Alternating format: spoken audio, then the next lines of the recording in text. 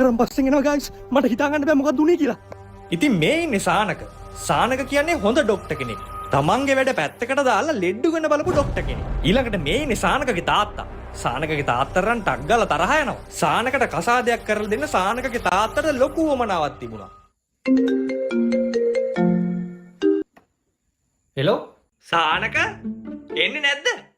අනේ තාත්තේ මම එනවා මේ එක පේෂන්ට් කෙනෙක්ගේ චූටි වැඩක් තියෙනවා මට යාගෙන් කෝල් එකක් එන්න දිනවා මම මේ යාගෙන් කෝල් එක එනකන් ඉන්නේ. ඔයා ડોක්ටර් කෙනෙක් බව හරි.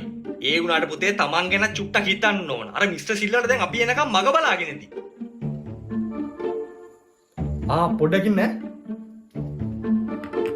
ආයෙ පොඩ්ඩක් ඉන්නලු. ડોක්ටර් මම මේ පොඩි සමන්ත කතා කරන්නේ.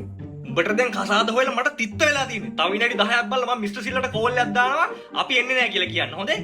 කියන්න. කියන්න? ඒ කියන්නේ උඹ එන්නේ නැත මනමාලිය බලන්න යන්න. කලින් දීපු බෙහෙත් වලට නම් ඒ තරම් ගුණයක් නෑනේ. මට හරියටම කියන්න මොකද්ද දැන් ඔයාට තියෙන අමාරුව කියලා. මට තියෙන අමාරුව?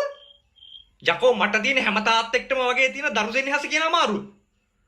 යකෝ අපි නැති කාලෙක උඹව කවුද ලෙඩක් දුකක් හැදුනම උන බලාගන්නේ. ඊයේ තිබිච්ච කසන ගතිය ડોක්ටර් තාම තියෙනවා. ඊයේ තිබුණේ කැහිල්ල විතරයිනේ. අද රතු පාට පළුත් දාලා. මාර කැහිල්ලක් නේ මේක. තාත්තා කෙනෙක්ට තියෙන දරු කැක්කුමට උඹ කියන්නේ කැහිල්ල කියලා නම් කමක් නැහැ උඹ එහෙම කියපන්. ඒත් මම කවදාවත් හිතුවේ නැහැ උඹට මෙහෙම කතා කරයි කියලා. ඔව් ડોක්ටර් ඉතින් මට නම් ඒත් කැහිල්ල විතරයි තියෙන්නේ. මං හිතන්නේ අපේ නංගිට මට වැඩිය අමාරුයි. එයාට කසන ගමන් අර බඩේ අමාරුවක් තියෙනවනේ. අනේ ડોක්ටර් අද එන්න අමාරු වෙයිද? මම මේ අන්තිම පාරට අහන්නේ. මට හරියට කියපන් උඹ අද මේ ගමන යන්න එනවද නැද්ද? මට එන එකේ කිසිම ප්‍රශ්නයක් නැහැ. මට හැබැයි එන්න කලින් එක දෙයක් හරියටම දැනගන්න ඕන පැහැදිලිව වගේ. කියන්න ડોක්ටර්. මොකක්ද ඉතින් කියපන්. දැන් නංගි මල පහ කරලා දින්නේ. ඇහුන්නේ? මම හරි නංගි අද කක්ක කරලා දින්නේ. මොකක්? ඔව් ડોක්ටර් අදත් දෙපාරක් ගියා කිව්වා. ලොකු පුතා මොකක්ද අහන්නේ? පොඩි දුව කක්ක කරලා දහනවා ඉන්නේ. නංගි විතරක් නෙවෙයි යකෝ අපි තුන් දෙනාම කාලා බීලා ඇඳ පැළඳගෙන කක්ක කරලා ඉන්නේ මේ ගමන යන බලාගෙන උඹේ නක. මොන පාටින්ද ගිහිල්ලා තියෙන්නේ? මොනවද යකෝ මේ අහන්නේ?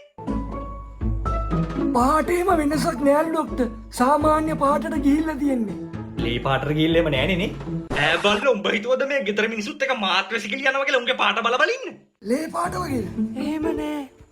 නෑ ડોක්ටර් එහෙම නෑ. අනේ ડોක්ටර් මට නම් නිකන් බයත් වගේ දැන් ඉතින්. කලබල වෙන්න හොඳ නෑ මේ වගේ වෙලාවට. නෑ අපිට කිසිම කලබලයක් නෑ. තෝ මුලින් වරින්කෝ ගෙදර බොද්ද මං ගෙදරින් පන්නා. වරින්කෝ බලන්න. අනිත් එක ડોක්ටර් මේ කලබල ඇස්සේ මගේ අතේ බැඳලා තිබිච්ච බැන්ඩේජ් එක බුරුල් වෙලා වගේ. මුගෙන් හරි නාඩගම් එක්ක මගේ සරමත් බුරුල් වුණා. බුරුල් වෙච්ච එක ඇත්තට හොඳයි. පුළුවන් නම් අත පොඩ්ඩක් ඇතුළට දාලා බලන්න කොහොමද දැනෙන්නේ කියලා.